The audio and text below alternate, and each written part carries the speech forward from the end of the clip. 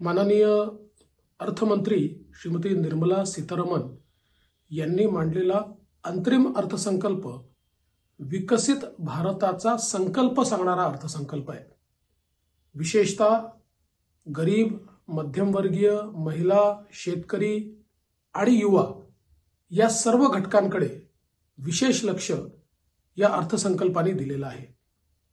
1 कोटी लोकांना rooftop solar देऊन 300 रुपयापर्यंत वीज मोफत देण्याचा विषय असेल, किंवा गरीब, मध्यमवर्गीय, झोपडपट्टीत राहणारे आणि चाळीत राहणारे यांना स्वतःचं घर घेता यावं किंवा आहे ते घर विकत घेता यावं याकरता योजना तयार करण्याचा संकल्प असेल की ज्यातनं मोठ्या प्रमाणात मदत होणार आहे। विशेषतः युवांकरता जो एक मोठा फंड तयार करण्यात आलेला आहे की ज्यातनं इनोव्हेशन होणार आहे। 1 लाख कोटीचा फंड की ज्याच्यामध्ये कुठलाही इंटरेस्ट रेट चार्ज केला जाणार नाही। यामुळे एक मोठी स्टार्टअप आणि इनोव्हेशनची इकोसिस्टीम युवांकरता तयार होणार आहे आणि त्यातनं रोजगाराची निर्मिती होणार आहे।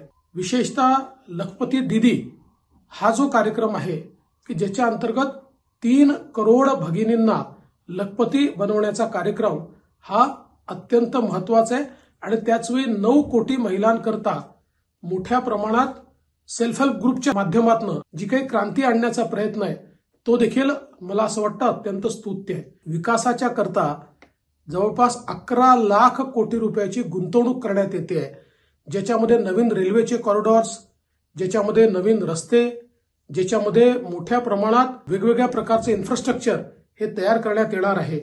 आणि हे सगळं करत असताना विशेषतः शेतकऱ्यांकरता नॅनो डीएपी ही जी संकल्पना आणलेली आहे ही अत्यंत महत्वाची संकल्पना आहे आणि शेतकऱ्याच्या शेतमालाला भाव मिळाला पाहिजे आणि थेट मार्केट लिंकेज मिळालं पाहिजे याकरताच्या विविध योजनांचा जो उहापोह करण्यात आलेला आहे तो देखील अत्यंत महत्वाचा आहे। एकूणच जर आपण हे अंतरिम बजेट बघितलं तर विकासाची दिशा सांगणारं पण त्याचवेळी आर्थिक शिस्त पाळणारं अशा प्रकारचं हे अंतरिम बजेट या ठिकाणी मांडलेलं आहे।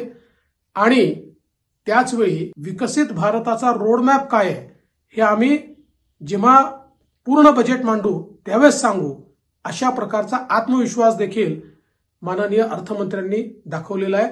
मी माननीय अर्थमंत्र्यांचे मनापासून आभार मानतो आणि अभिनंदन करतो।